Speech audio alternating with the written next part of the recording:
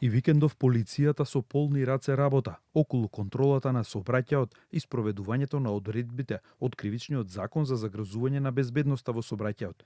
До петокот полицијата имаше одземено 21 возило од лица кои немале возачка, а викендов се лишија од слобода уште 16 лица од речиси сите градови низ земјава, на кои исто така им се одземени возилата, со што бројката на лица кои си возеле без возачка се искачи на 37.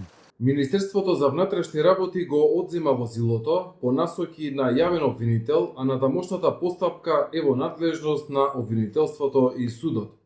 Возилата се одземаат согласно членовите 297, 297А и 300Б од Кривичниот законник. Викендов речиси да нема град, каде не е лишено од слобода барем по едно лице за управување без возачка. Најмладиот е малолетник со 15 години, а најстариот е со 39 години, а возел без положено за возачка дозвола, додека најскапо одземено возило е Поршето, кое го управувал без возачка 27 годишен жител на село Требош, Тетово. Инаку возилата полицијата ги одзема не заради новиот систем Безбеден град, туку заради заострената примена на одредбите од Кривичниот закон, со кој се регулира безобзирно управување на моторно возило, според кој за потешки дела е можно да се заработи и затвор до 3 години. Од МВР укажуваат дека сообраќајните контроли продолжуваат и во наредниот период.